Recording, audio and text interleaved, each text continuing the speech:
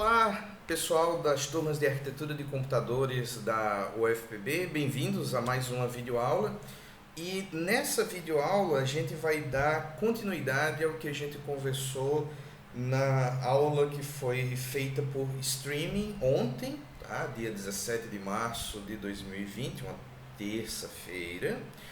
E naquela aula a gente começou a discutir de forma mais concreta como é que a gente poderia fazer a implementação do conjunto de instruções, ou do subconjunto, na verdade, de instruções da arquitetura MIPS que a gente está considerando na nossa disciplina. Então, para isso a gente viu um pouco de contextualização, viu como a gente ia estruturar as nossas microinstruções, os campos dessas microinstruções e como exatamente essas microinstruções seriam capazes de realizar o controle do caminho de dados, visando a implementação das instruções que a gente quer que sejam automaticamente reconhecidas e corretamente executadas pelo processador. E a gente já discutiu antes na disciplina que essa máquina de estados aqui, ela representa todos os estados que devem ser percorridos ao longo dos ciclos. Quando uma instrução estiver sendo executada, os ciclos que eu digo são ciclos de relógio, ciclos de clock, para que essas instruções elas possam ser implementadas. E a gente concluiu a última aula vendo como poderíamos implementar esses dois primeiros estados aqui dessa máquina de estados. Tá? Nesse primeiro estado, a gente fez a busca da próxima instrução na memória de acordo com o endereço contido no registrador PC, e a gente fez também uma primeira atualização do conteúdo do contador de programa. A gente fez com que ele apontasse, assumindo que a próxima instrução a ser executada seria a próxima instrução na memória, ou seja, é o endereço de PC somado com 4, porque cada instrução possui 32 bits, então eu preciso incrementar esse contador aí do PC de 4 em 4 bytes. Tá?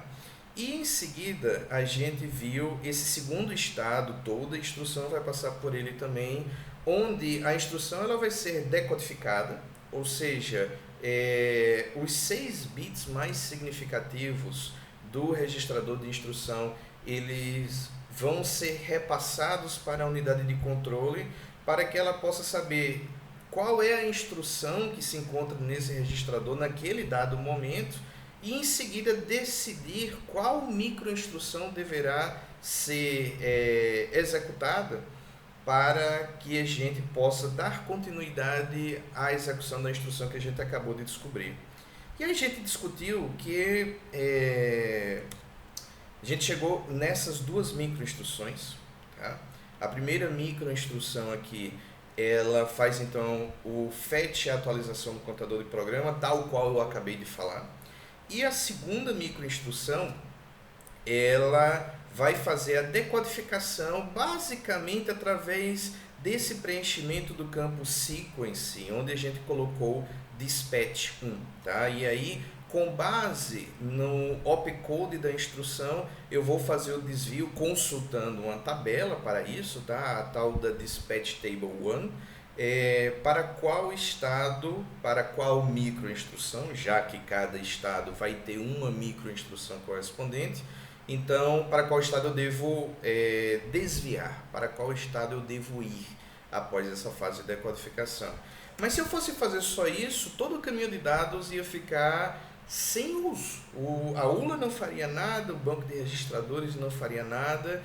Então, para tentar ganhar tempo, eu também comandei o caminho de dados neste ciclo para, primeiro, fazer a leitura dos registradores especificados nos possíveis, tá? Eu nem sei se esses campos realmente são os campos da instrução que estão lá no registrador de instrução, mas eu assumo que essa instrução possui os campos RS e RT, e aí eu vou então ler os registradores especificados nesse campo e colocar o conteúdo desses registradores nos registradores A e B.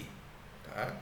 Essa é a primeira coisa que eu faço. E a segunda coisa que eu faço é fazer uma soma do conteúdo de PC com a saída do deslocador de 2 bits à esquerda conectado na segunda entrada da ULA. E isso a gente discutiu que vai servir de suporte para a execução da instrução de desvio condicional, que é a instrução back. Tá? E aí, se a gente tiver a felicidade de, no próximo estado, descobrir que estamos em uma instrução que fará uso de uma dessas duas coisas, a gente ganhou tempo. Tá? Então, aqui nesse slide, né, a gente tem a explicação, né, do que são cada uma dessas microinstruções, a explicação dos campos da primeira microinstrução e dos campos da segunda microinstrução. Então agora vamos dar prosseguimento, tá? Primeiro analisando como é que a gente pode implementar as instruções de acesso à memória. Tá? Então essas instruções, se vocês verificarem os slides anteriores, elas são instruções do tipo I, onde elas indicam 2 registradores e um valor imediato de 16 bits. Esse valor imediato ele fica sempre nos 16 bits menos significativos dessas instruções do tipo I. E a gente vai começar analisando as instruções load word e store word, tá? Sabendo que nas duas instruções eu vou precisar especificar um endereço de memória. Ou é para eu fazer uma leitura, ou é para eu fazer uma escrita. Não importa, o endereço tem que estar especificado. E esse endereço nessa arquitetura MIPS é especificado sempre em 2 partes. Um dos registradores que eu informo na instrução, ele contém o endereço base que eu quero acessar. Enquanto que o imediato, ele contém um deslocamento sobre esse endereço base. Então, por exemplo, se na instrução eu digo que eu quero fazer uma leitura, então eu estou executando uma instrução do tipo load word, e o endereço que eu informo é o endereço contido no registrador T3, por exemplo. E vamos supor que esse registrador possua lá o endereço 200, então esse é o nosso endereço base. Perfeito. E eu informo que eu quero acessar a palavra, porque as leituras, eu sempre faço leituras de palavras de 32 bits, cujo deslocamento sobre esse endereço base seja 8. Então, se eu quero chegar no meu endereço final, tá? Eu vou ter que somar o conteúdo do endereço base com o conteúdo do meu deslocamento. E aí eu encontro o endereço, tá? O endereço é um mais o outro. E esse endereço, então, eu devo colocar no barramento de endereço da memória e comandar a memória para fazer uma leitura, tá? Então, quem é que vai realizar essa soma, tá? Do endereço base mais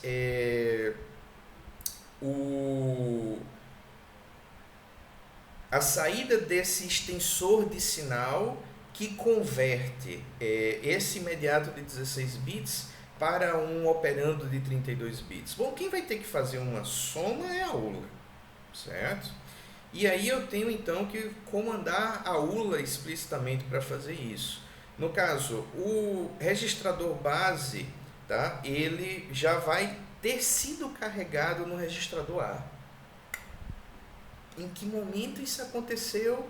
Bom, no momento em que a gente, na fase de decodificação, que foi a microinstrução anterior, a gente pediu para que os registradores RS e RT fossem lidos, os registradores que estavam especificados nos campos RS e RT, e gravados nesses registradores A e B.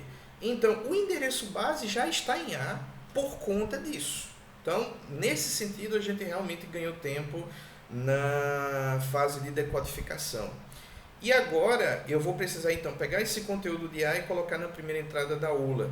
E eu vou precisar pegar o conteúdo do extensor de sinal e colocar na segunda entrada da ULA. Tá? Porque esse deslocamento, ele não tem um alinhamento por palavra. Eu não estou aqui tentando fazer a leitura de uma instrução.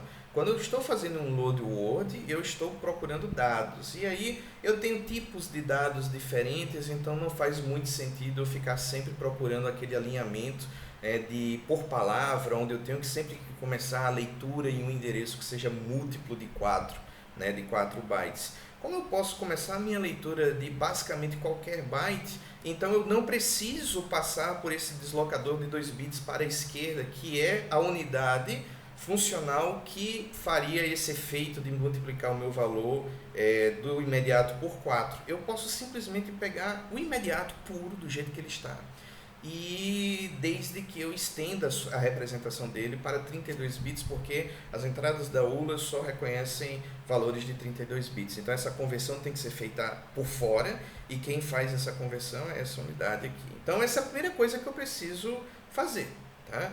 Eu preciso calcular o meu endereço de acesso. E isso vai ser verdade tanto para as instruções load word como para as instruções store word.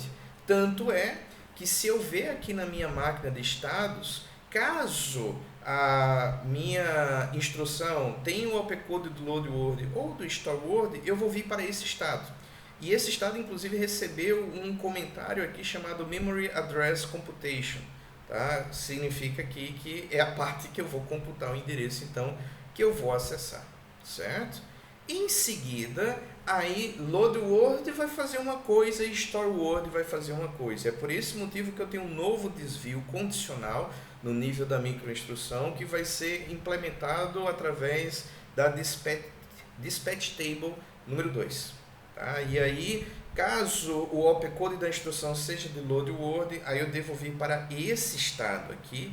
E aqui são poucos os sinais de controle envolvidos, então é até fácil ver de cara, né, o que é que eu estou fazendo aqui. Eu estou comandando a memória para fazer uma operação de leitura, e eu estou dizendo que o endereço a ser acessado deve ser o endereço contido no registrador de saída da ULA, porque quando eu somar o endereço base com o valor do deslocador, o resultado vai ser gravado ao final do ciclo nesse registrador.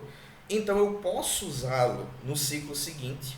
E aí, quem controla qual endereço a memória vai receber é esse multiplexador. E ele permite que seja ou conteúdo de PC ou conteúdo desse registrador de saída da ULA. E agora, diferentemente do que a gente faz no fetch, a gente quer a segunda opção. A gente quer que o endereço seja aquele que está contido no registrador de saída da ULA. Tá? E aí eu vou comandar a memória para fazer uma leitura.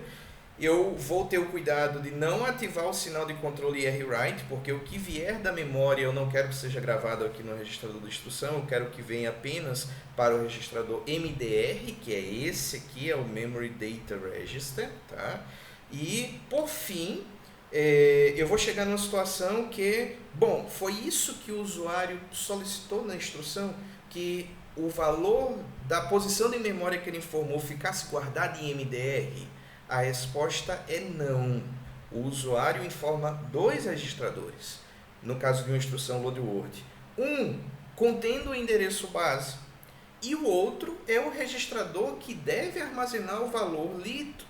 Esses registradores informados pelos usuários, eles estão aqui no nosso banco de registradores. Então, por esse motivo, depois de eu fazer a leitura e esses dados solicitados forem para o MDR, tá? E aqui a gente, por questão de simplicidade, está assumindo que o valor da leitura sempre está pronto no ciclo seguinte. Então é quase como a gente estivesse trabalhando com uma cache com 100% de hit. Tá? Mas em uma situação mais tradicional eu tenho que preparar a minha instrução para o caso de o meu dado não estar na cache ou precisar de mais ciclos até que ele fique pronto devido à lentidão com a qual a memória principal funciona, certo?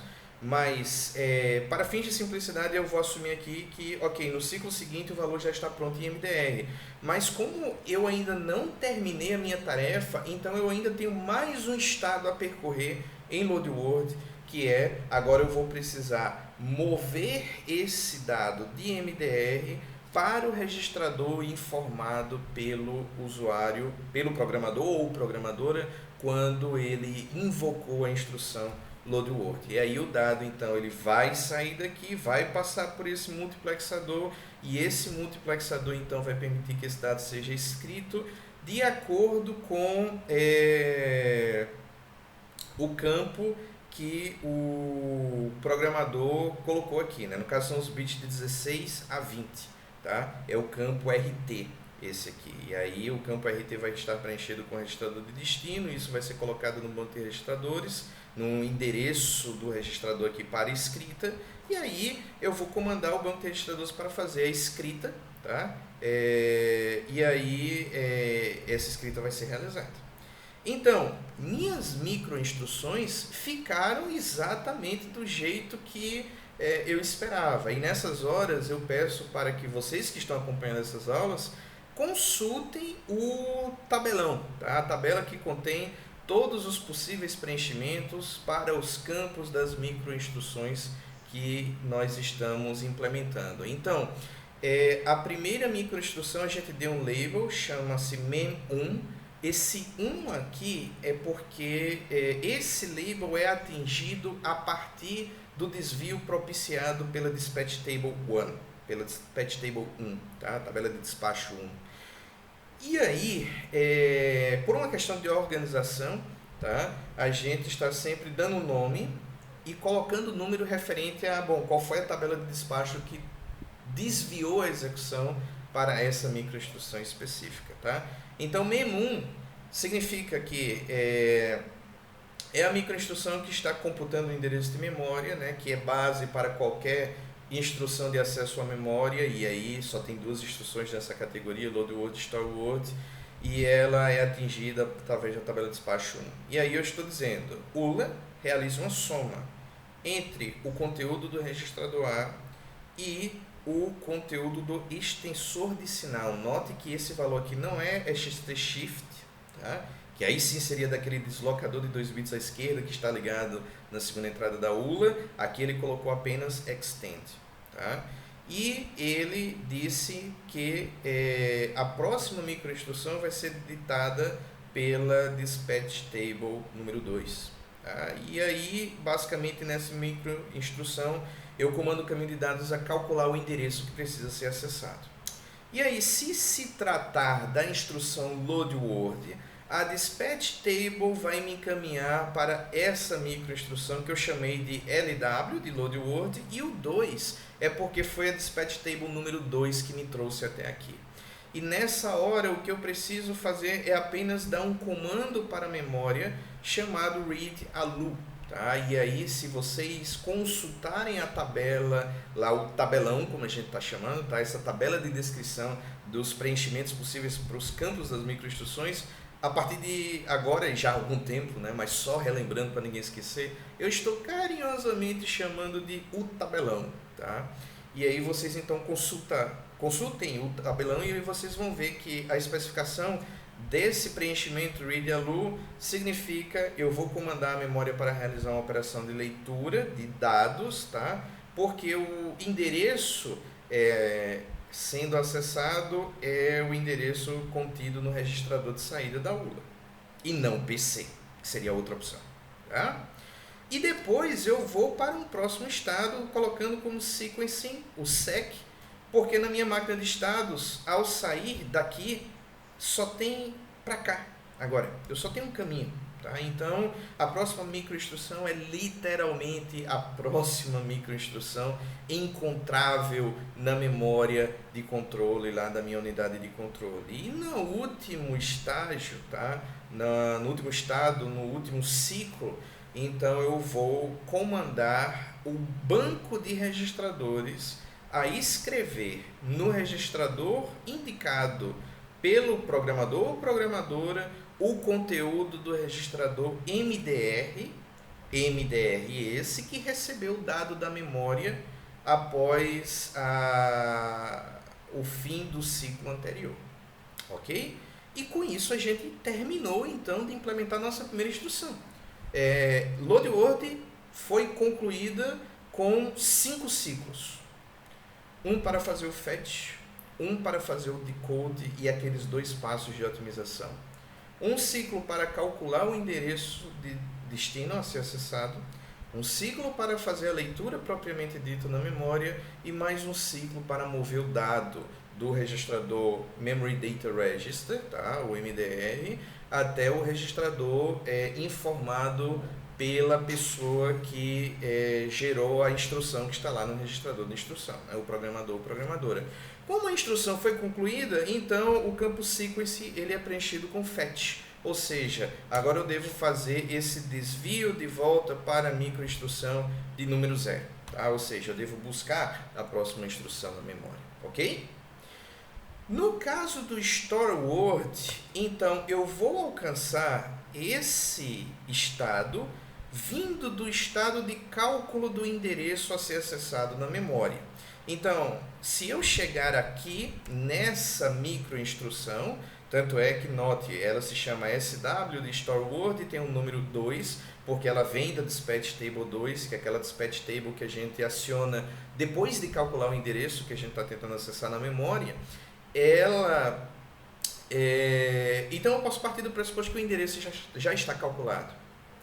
E aí o que eu quero fazer para gravar eu quero colocar esse endereço já calculado no barramento de endereço e o dado eu quero que venha aqui do registrador B, porque esse é o único registrador que está ligado o barramento de dados da memória. E aí vem a questão, tá, mas B foi preenchido? Foi, ok?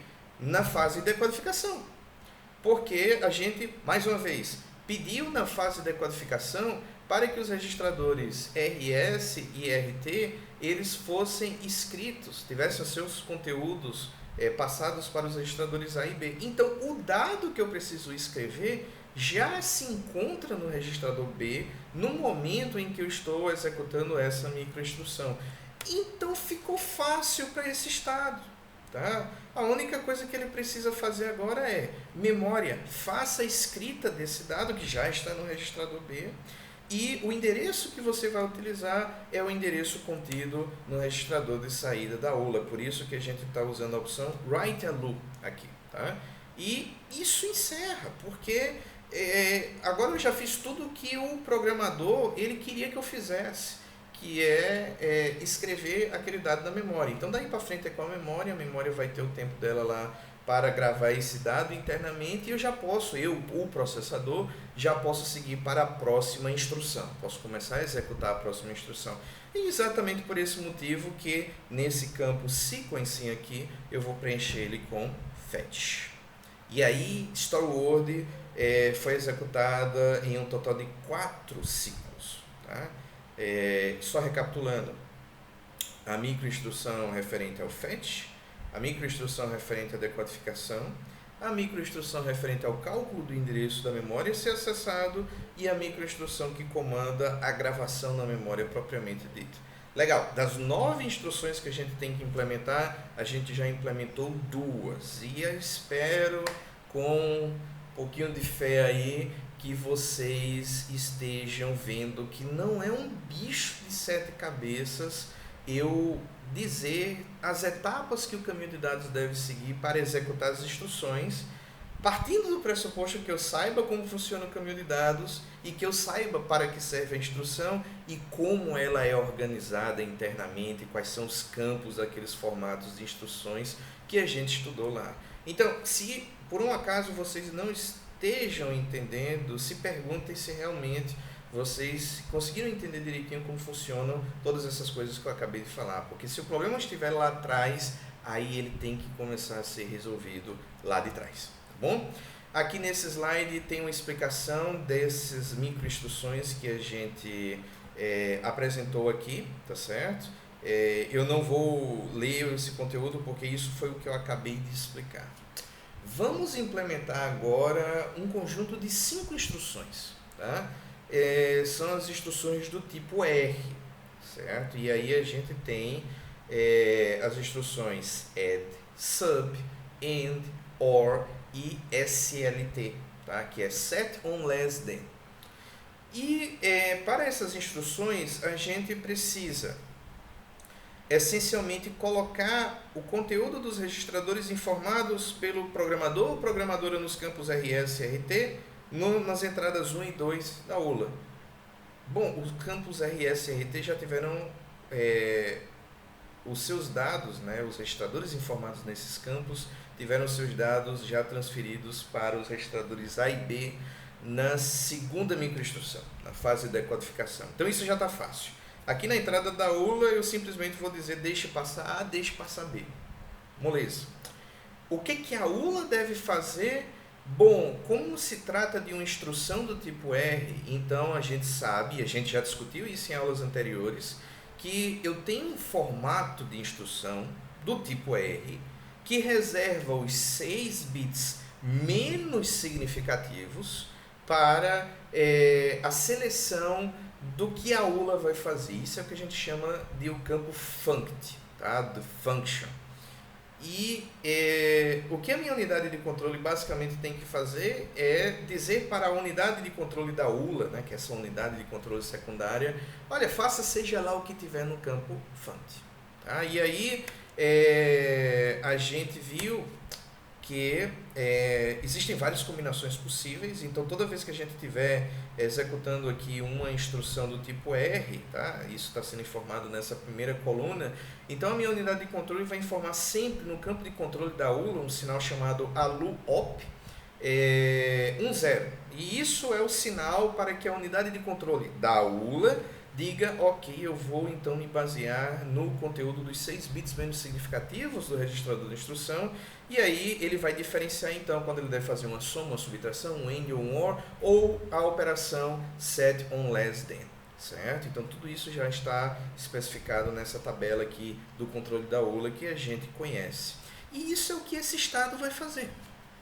Eu vou então fazer com que a operação especificada ela seja realizada sobre o conteúdo dos registradores A e B, e ao final do ciclo esse dado vai ficar salvo no registrador de saída da ULA.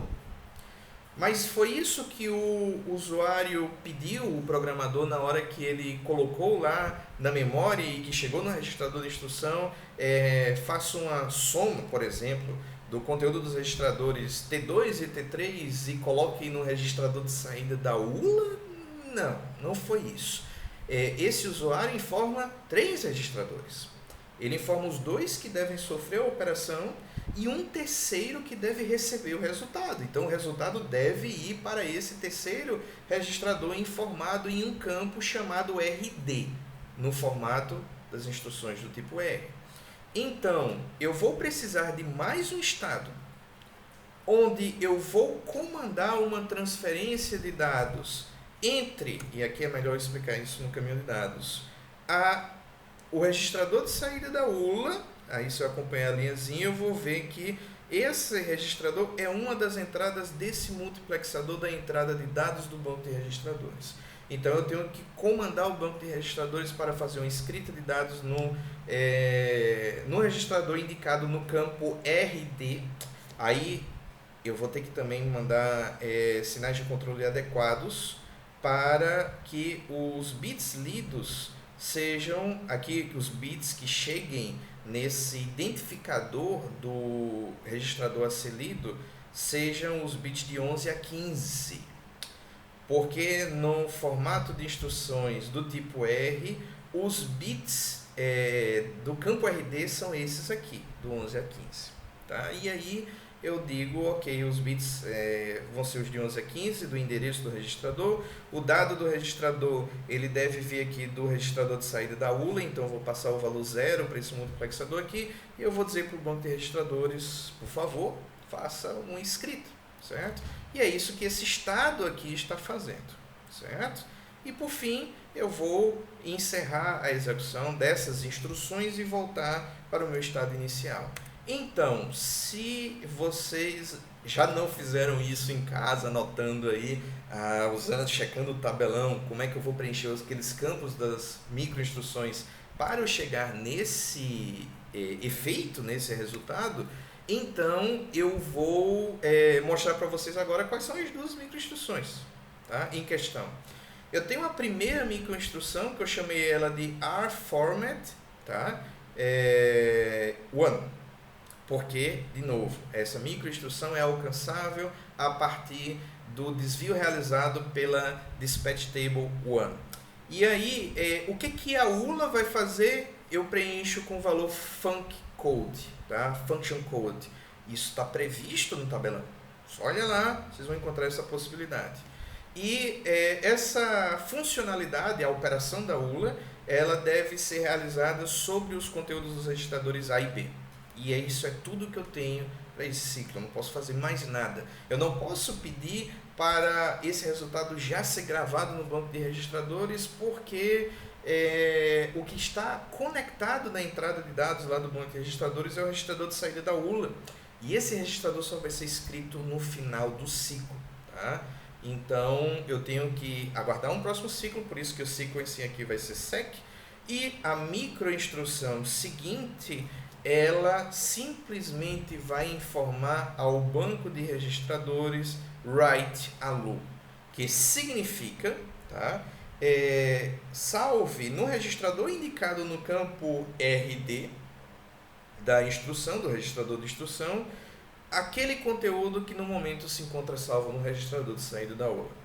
Concluída a execução dessas 5 instruções, em seguida eu posso desviar para o fetch e aí eu vou buscar a próxima instrução. Então, até agora, das 9 instruções que a gente tem no nosso conjunto, a gente já implementou 7 sem nem suar. Certo? Eu espero que vocês não tenham suado. E agora restam 2. Tá? Mais uma vez, né? Aqui nos slides eu estou passando os slides que contêm as explicações do que cada microinstrução faz. Isso eu acabei de falar para vocês. A próxima instrução a ser implementada é a instrução back, tá? A instrução branch if equal. Faça um desvio para uma instrução específica se é uma comparação realizada entre o conteúdo de 2 registradores do banco de registradores for igual. Então, essa é uma instrução cujo formato é o tipo I também. Ela vai informar 2 registradores e um imediato. Agora, o uso desses campos vai ser ligeiramente diferente do uso dado pelas instruções load word, store word, LW e SW. A instrução back, ela vai esperar que nos 2 registradores indicados nos campos RS e RT eu tenha valores que vão precisar ser comparados, certo? E aí, se esses valores forem iguais e apenas se esses valores forem iguais, eu devo fazer o desvio para a instrução indicada no campo do imediato de 16 bits. E a regra aqui é a seguinte: eu vou usar esse valor imediato como um offset, como um deslocamento sobre o conteúdo atual de PC. Então, PC no momento está apontando para a próxima instrução na memória.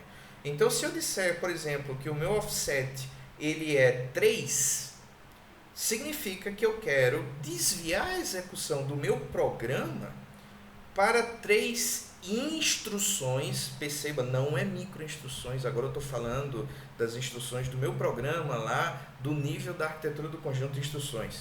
Tá? Eu quero desviar 3 instruções adiante em relação ao que PC está indicando. Bom, se esse número então indica a instrução e não o byte específico, eu devo multiplicar esse número por 4, porque cada instrução ocupa 4 bytes. Então, se eu quero acessar a instrução 0, eu tenho que multiplicar 0 por 4 e eu vou descobrir que essa instrução começa no endereço 0. Se eu quero pegar a instrução 1, então eu tenho que pegar o endereço, né, o endereço dessa instrução vai ser 1 multiplicado por 4. Então, começa no endereço 4 essa instrução. Isso porque a instrução que começou no endereço 0, ela está ocupando os bytes 0, 1, 2 e 3. Então, a próxima instrução vai ter que começar do byte 4. É por esse motivo que eu multiplico por 4 e a parte do meu caminho de dados que faz essa multiplicação é o meu deslocador de 2 bits para a esquerda aqui. Então, se eu quero calcular o endereço para onde eu devo desviar, eu devo, primeiramente, fazer a soma do conteúdo de PC, tá certo? Com o conteúdo do deslocador, a saída, né, do deslocador de 2 bits para a esquerda, conectado aqui na segunda entrada da ULA. E aí vocês devem estar pensando, não, mas espera aí, a gente já fez isso em algum momento, já, na fase de decodificação. Lembrem-se, a gente fez duas coisas na fase de decodificação implementada pela segunda microinstrução. A gente fez justamente essa soma. Então, esse endereço, esse possível endereço de desvio, ele já se encontra após a segunda microinstrução, após o segundo estado, ele já se encontra aqui no registrador de saída da ULA, tá? E o conteúdo dos registradores indicados nos campos RS e RT, que precisam ser comparados, eles já se encontram nos registradores A e B. Então agora, o que eu preciso fazer para concluir a instrução back? Bom, se o endereço para o qual eu devo desviar já está pré-computado, agora eu preciso só decidir se esse endereço calculado realmente vai para o PC ou não. Eu preciso fazer uma subtração entre os conteúdos dos registradores A e B. Porque nessa subtração eu vou descobrir se eles forem iguais. Se eles são iguais. E se eles forem iguais, então a flag 0 daqui na saída da ULA ela vai ser habilitada. E é essa flag que vai indicar se eu realmente vou salvar o conteúdo do registrador de saída da ULA em PC ou não. Tá certo? Então, basicamente, essa única coisa que eu vou precisar fazer aqui após a fase de decodificação para a execução da instrução back. Eu preciso fazer uma subtração entre os conteúdos de A e B e fazer a escrita no registrador PC apenas se o resultado tiver dado 0. E eu tenho como expressar isso na minha microinstrução, porque o meu caminho de dados permite que eu faça isso, tá? E aí a minha microinstrução ficou assim. Eu dei um label, chamei ela de back 1, porque essa microinstrução é alcançável a partir do desvio feito pela dispatch table 1. E aí eu estou dizendo, ULA, faça uma subtração. Essa subtração deve ser entre os valores dos registradores A e B. E eu não preciso fazer nada com o banco de registradores, eu não preciso fazer nada com a memória, tá? Agora, eu preciso fazer com que a escrita do registrador PC receba esse valor aqui, allout conditional, que significa eu só vou atualizar o valor de PC com o conteúdo do registrador de saída da ULA se a minha condição tiver sido atendida. E a minha condição é que a flag 0 ela tenha sido ativada, ela tenha recebido o valor 1. Só então eu vou fazer essa atualização do valor de PC. Do contrário, o PC não vai ser atualizado e aí ele já contém o endereço da próxima instrução, então ele simplesmente vai executar na fase de fetch, que é o que eu estou informando aqui no campo de sequencing, a próxima instrução. Ok? E por fim, eu tenho a última instrução. Eu já disse como implementar 8 instruções, vamos agora implementar a nossa última, nossa nona instrução, que é a instrução J, é o jump lá do meu desvio incondicional.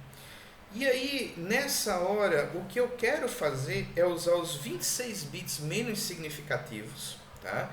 Que estão especificados ali no registrador de instrução. E aí eu quero deslocar ele 2 bits para a esquerda, porque na instrução J eu vou informar o número de uma instrução. Então eu vou ter o mesmo problema que eu tive com o back. Eu preciso multiplicar esse número por 4 para saber exatamente qual byte começa, né, essa instrução que se estende por 4 bytes.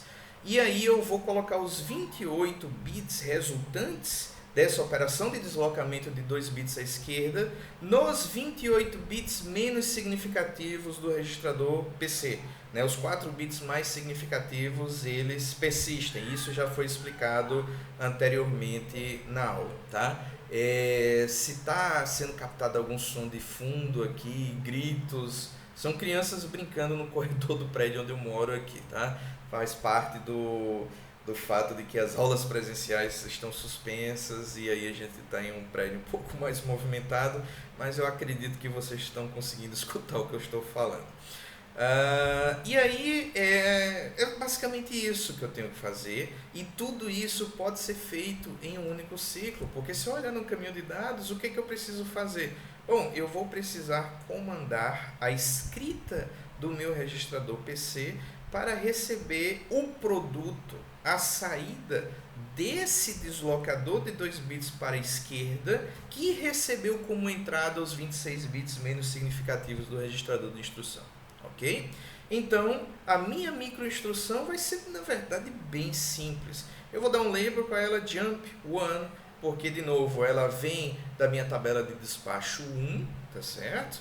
E ela a única coisa que eu vou fazer aqui é o controle da escrita do registrador PC, que aí o campo, né, isso de novo está previsto lá no tabelão, a opção que melhor atende essa necessidade que eu tenho para essa instrução é a opção Jump Address, tá? E lá ele vai informar que, ok, nesse caso eu vou pegar a saída do deslocador de 2 bits à esquerda e eu vou comandar o registrador PC a ser escrito invariavelmente, aí eu não preciso atender condição nenhuma, tá? A receber esse valor que está saindo desse deslocador de 2 bits para a esquerda. E eu acabei. Todas as 9 instruções estão implementadas. Esse é o meu microprograma completo, certo? Então, o que eu preciso fazer? Agora, se eu quero realmente fazer com que eu tenha um controle microprogramado no meu processador, eu vou precisar, de uma forma automática ou manual, converter essas microinstruções em zeros e uns dos sinais de controle. Isso eu posso fazer, tá? Não é o fim do mundo, não é nada muito trabalhoso. E aí cada linha da memória de controle vai ser então um endereço aqui. Essa vai ser a minha microinstrução que eu vou atribuir o endereço 0. Essa microinstrução eu vou atribuir o endereço 1, o endereço 2, o endereço 3. E aí o endereço das microinstruções vai bater, tá, com os endereços os números dos meus estados aqui da minha máquina de estados, certo? Se eu quero fazer com que a minha unidade de controle controle o caminho de dados, então eu vou ter que ter um esquema parecido com o mostrado nessa figura aqui, onde eu tenho uma memória de controle, tá? Essa memória aqui, ela tem, deixa eu ver, 1, 2, 3, 4, 5, 6, 7, 8, 9, 10, 11, 12, 13, 14, porque esses sinais de controle são de 3 bits, 15, 16, 17 bits de controle ligados no caminho de dados. Então, essas ligações que vocês estão vendo aqui no caminho de dados, e que o caminho de dados está representado por esse retângulo, então aqui foi ultra simplificado, mas na verdade são essas ligações em laranja que eu estou vendo aqui. E aqui nessa figura é a unidade de controle que está ultra simplificada, tá? Mas essas ligações aqui, tá, são essas ligações aqui.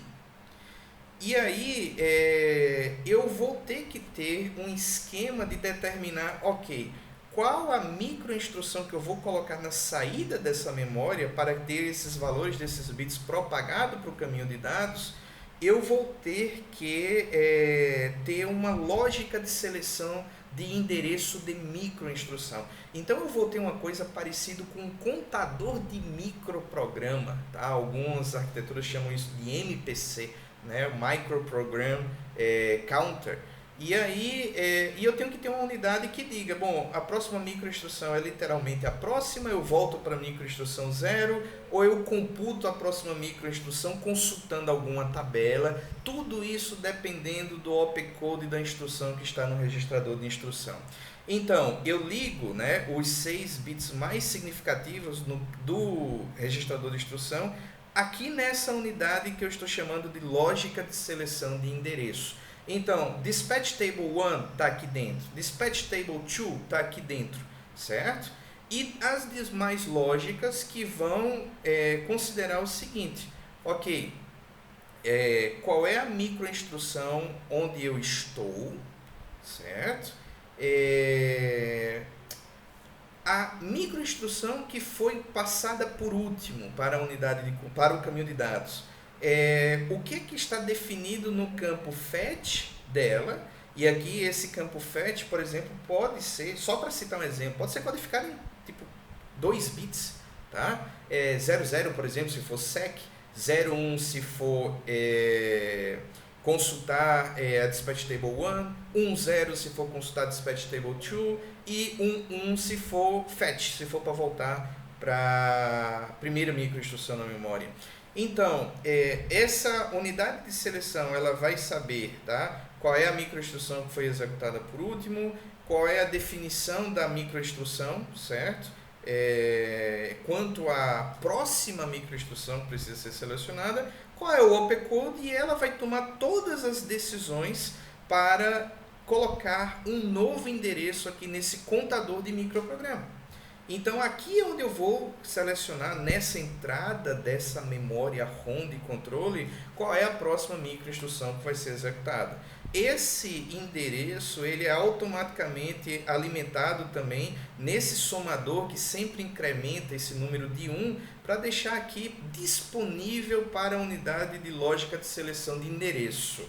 Porque se o preenchimento do campo da próxima microinstrução for sec, então, ok, ela vai usar o valor que está saindo desse somador. É simplesmente o endereço da última microinstrução incrementado. Se for para utilizar a consulta de uma das tabelas de despacho, as tabelas de despacho estarão aqui dentro. Então, ela vai fazer a consulta e vai descobrir qual é o endereço da microinstrução que precisa ser colocado no contador de microprograma.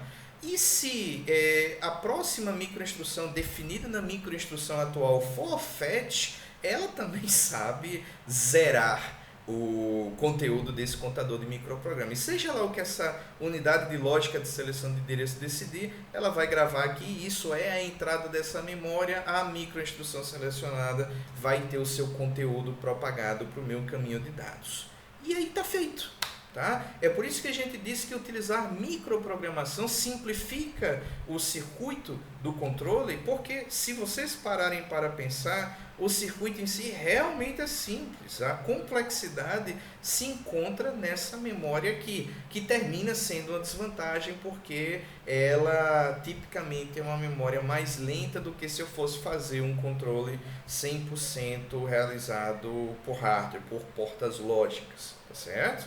Mas funciona, ok? E aí todos esses elementos, claro, eles são assim síncronos, né? Eu tenho um relógio ligado neles, e aí o sinal de relógio é que vai ficar dizendo próximo ciclo, próximo ciclo, próximo ciclo. A cada batida do relógio, a cada transição do 1 para o 0, do alto para o baixo do relógio, eu vou estar começando um novo ciclo, um novo ciclo, um novo ciclo. E desde que eu tenha conteúdo nessa memória de controle, que na minha memória principal exista um programa, eu vou sempre estar nesse ciclo de busca, decodificação e execução de instruções que a gente estudou no início da nossa disciplina. Ok, pessoal? Em caso de dúvidas, sintam-se livres para me perguntar. Depois a gente pode negociar uma sessão aí via live stream para tirar dúvidas, e aí a gente também vai fazer um trabalho, né, que eu vou passar a especificação para vocês. Esse trabalho, como eu já falei antes, implemente uma nova instrução, tá, alterando esse microprograma aí que a gente terminou de apresentar nessa aula de hoje, e aí eu fico à disposição para ajudar no que for necessário, tá bom, pessoal? Bons estudos, se cuidem e até a próxima. Tchau, tchau.